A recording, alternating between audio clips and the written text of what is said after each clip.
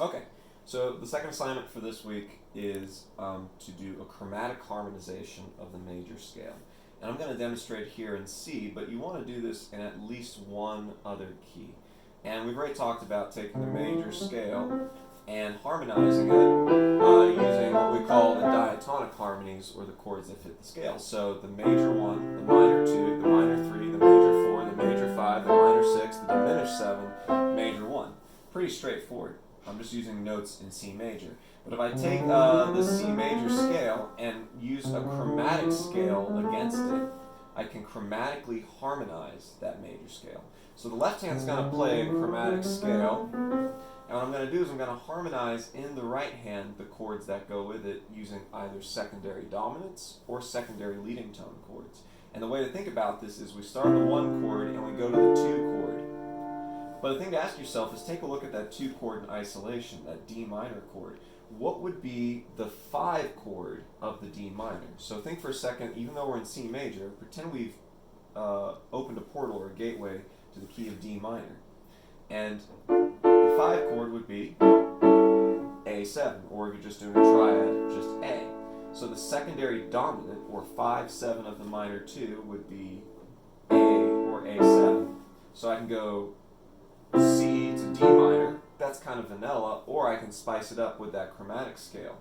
C, A7, D minor. And we can use this for every note of the scale. The next diatonic harmony, or chord that fits the scale, is E minor. So again, just like we did with D minor, what was the 5 of D minor? A7. What's the 5 of E minor? B7. And you can use this logic going up the scale.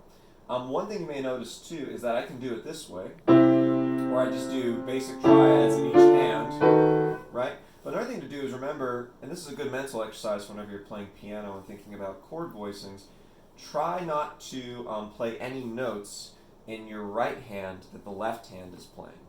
So for example, if I already have the root of the C chord in the left hand, only play the 3rd and 5th. So my voicing may only be this. I don't need that root in there. And then when I go up to the A7, I don't need to play the whole A chord, or A7, because guess what? That's already in the left hand. The 3rd of the A7 is there. So I might go, just thinking triads, C, the 1 chord, A, which is the 5 of the minor 2. And again, notice, I'm not playing the root in the right hand.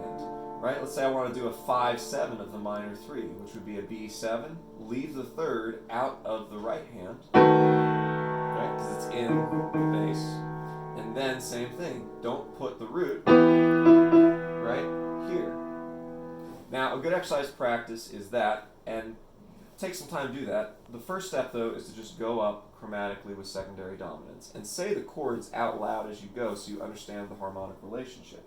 For example, major 1, 5/7 of the minor 2, minor 2, 5/7 of the minor 3, minor 3, 5/7 of the major 4. Notice how we stay on the E. 5/7, or excuse me, 4, 5/7 of the major 5, 5/7. Notice that little melodic line of the minor 6. One of my favorites, the 5/7 of the 7 fully diminished 7. So F sharp, dominant 7 to the fully diminished 7, and then it resolves. Now those are all, when I do that exercise, those are all secondary dominants. They're all 5/7s of the diatonic chords in the major key. But I can also do what we call secondary leading tone chords. Same logic, but what I'm doing essentially is this. Let's say I have D minor. Now the 5/7 of D minor is the A7, right? Well, thinking of the key of D minor, and remember we get our harmonies from the harmonic minor, so scale degree 7 gives us a C sharp. The 7 fully diminished of a D minor is a C sharp diminished triad. So instead of doing 5/7s, like an A7 to D minor, I might do this. I might just do the diminished triad. And I can walk up and just do diminished triads for everything as I go up the scale. And it's just as effective. I think there's a little more body and a little more, I'm not sure what the word is, but sonic richness perhaps to doing a full 5/7 as opposed to just